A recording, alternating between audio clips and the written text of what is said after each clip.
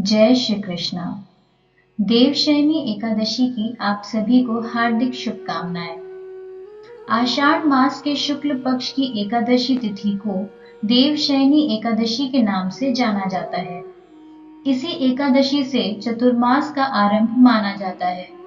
पुराणों के अनुसार इस दिन से भगवान श्री विष्णु पाताल लोक में निवास करते हैं। भगवान विष्णु का यह निवास 4 माह के लिए होता है, जिसे हम चतुर्मास के नाम से जानते हैं। ऐसा माना जाता है कि जगत की सुरक्षा के लिए, राक्षसों एवं दैत्यों का अंत करने के लिए भगवान विष्णु ने अनेक रूप धारण किए। दैत्य शंखचूड़ का नाश करने के बाद भगवान विष्णु निद्रा में चले जाते हैं एवं 4 माह के अंतराल के बाद ही भगवान विष्णु का शयन समाप्त होता है। इन 4 माह तक भगवान विष्णु क्षीर सागर में शैया पर शयन करते हैं, जिस दौरान कोई भी धार्मिक कार्य जैसे विवाह या अन्य कोई कार्य नहीं किए जाते हैं।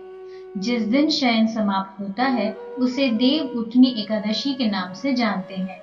देवशयनी एकादशी के दिन लोग भगवान विष्णु की कृपा पाने के लिए व्रत रखते हैं, और अगर आप इस व्रत को रख रहे हैं तो पूजा के बाद व्रत कथा पढ़ना या सुनना न भूलें। इस दिन भगवान विष्णु और माता लक्ष्मी की पूजा की जाती है।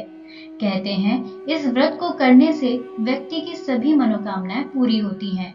साथ ही आपकी आय और आयु में वृद्धि होती है। इस दिन व्रत और पूजा के साथ साथ देवशयनी एकादशी की कथा भी जरूर पढ़नी चाहिए। इसके बिना व्रत का अधूरा फल मिलता है। आइए जानते हैं देवशयनी एकादशी की कथा और उसका महत्व। अर्जुन ने कहा, हे श्री कृष्ण, आषाढ़ माह के शुक्ल पक्ष की एकादशी का क्या व्रत है? उस दिन किस देवता का पूजन होता है? उसका क्या विधान है? कृपा कर यह सब विस्तार पूर्वक बताएं। भगवान श्री कृष्ण ने कहा, हे धनुर्धर, एक बार नारद जी ने ब्रह्मा जी से यही प्रश्न पूछा था। तब ब्रह्मा जी ने कहा कि नारद, तुमने कलयुग में प्राणी मात्र के उद्धार के लिए सबसे श्रेष्ठ प्रश्न पूछा है, क्योंकि एकादशी का व्रत सब व्रतों में उत्तम होता है। इसके व्रत से सभी पाप नष्ट हो जाते हैं। इस एकादशी का नाम देवशयनी एकादशी है। यह व्रत करने से भगवान विष्णु प्रसन्न होते हैं। इस संबंध में मैं तुम्हें एक पौराणिक कथा सुनाता हूँ। ध्यान पूर्वक श्रवण करो। मानधाता नाम का एक सूर्यवंशी राजा था। वह सत्यवादी, महान, तपस्वी और चक्रवर्ती था। वह अपनी प्रजा का पालन संतान की तरह करता था। उसकी सारी प्रजा धन धान्य से परिपूर्ण थी और सुखपूर्वक जीवन यापन कर रही थी। उसके राज्य में कभी अकाल नहीं पड़ता था, कभी किसी प्रकार की प्राकृतिक आपदा नहीं आती थी। परंतु न जाने उससे देव क्यों रुष्ट हो गए। न मालूम राजा से क्या भूल हो गई कि एक बार उसके राज्य में जबरदस्त अकाल पड़ गया और प्रजा अन्न की कमी के कारण अत्यंत दुखी रहने लगी। राज्य में यज्ञ होने बंद हो गए। अकाल से पीड़ित प्रजा एक दिन दुखी होकर राजा के पास जाकर प्रार्थना करने लगी, हे राजन, समस्त संसार की सृष्टि का मुख्य आधार वर्षा है। इसी वर्षा के अभाव से राज्य में अकाल पड़ गया है और अकाल से प्रजा मर रही है। हे भूपति, आप कोई ऐसा जतन कीजिए जिससे हम लोगों का कष्ट दूर हो सके। यदि जल्द ही अकाल से मुक्ति न मिली तो विवश होकर प्रजा को किसी दूसरे राज्य में शरण लेनी पड़ेगी। प्रजाजनों की बात सुन राजा ने कहा, आप लोग सत्य कह रहे हैं। वर्षा न होने से आप लोग बहुत दुखी हैं। राजा के पापों के कारण ही प्रजा को कष्ट भोगना पड़ता है। मैं बहुत सोच विचार कर रहा हूँ, फिर भी मुझे अपना कोई दोष दिखलाई नहीं दे रहा है। आप लोगों के कष्ट को दूर करने के लिए मैं बहुत उपाय कर रहा हूँ, परंतु आप चिंतित न हो, मैं इसका कोई न कोई उपाय अवश्य ही करूँगा। राजा के वचनों को सुन प्रजाजन चले गए। राजा मंधाता भगवान की पूजा कर कुछ विशिष्ट व्यक्तियों को साथ लेकर वन को चल दिया। वहां वह ऋषि मुनियों के आश्रमों में घूमते घूमते अंत में ब्रह्मा जी के मानस पुत्र अंगिरा ऋषि के आश्रम पर पहुंच गया। रथ से उतरकर राजा आश्रम में चला गया। वहां ऋषि अभी नित्य कर्म से निवृत्त ही हुए थे कि राजा ने उनके सम्मुख पहुंचकर उन्हें प्रणाम किया। ऋषि ने राजा को आशीर्वाद दिया, फिर पूछा, हे राजन, आप इस स्थान पर किस प्रयोजन से पधारे हैं, सो कहिए। राजा ने कहा, हे महर्षि, मेरे राज्य में 3 वर्ष से वर्षा नहीं हो रही है। इससे अकाल पड़ गया है और प्रजा कष्ट भोग रही है। राजा के पापों के प्रभाव से ही प्रजा को कष्ट मिलता है, ऐसा शास्त्रों में लिखा है। मैं धर्मानुसार राज्य करता हूँ, फिर यह अकाल कैसे पड़ गया, इसका मुझे अभी तक पता नहीं लग सका। अब मैं आपके पास इसी संदेह की निवृत्ति के लिए आया हूँ।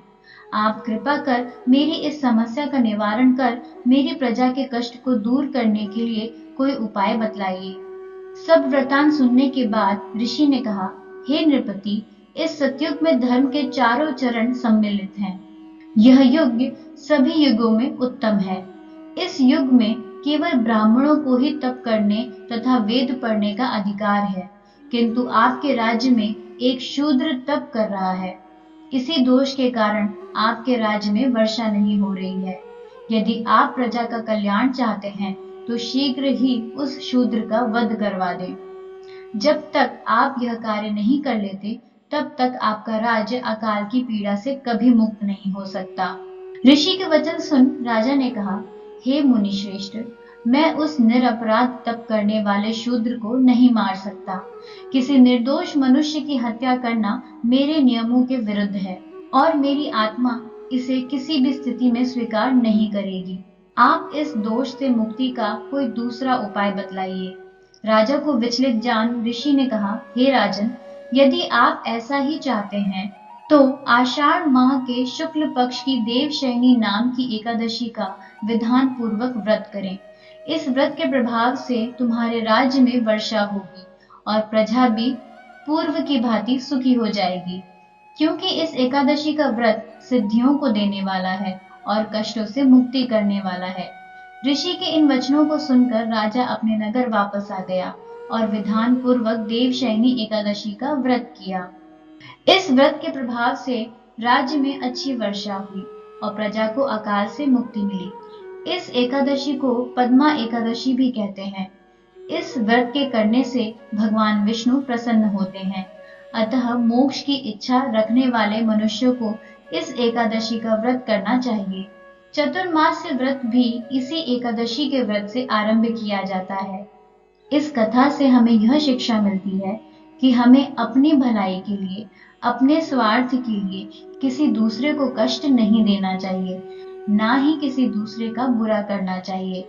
यदि हम संतों की बात सुनकर अपने इष्ट देव में विश्वास रखकर आगे बढ़ेंगे और सत्कर्म करते रहेंगे तो हम बड़े से बड़े कष्टों से बड़ी आसानी से निकल पाएंगे। बोलिए लक्ष्मी नारायण की जय, बोलिए विष्णु भगवान की जय, बोलिए लक्ष्मी माता की जय।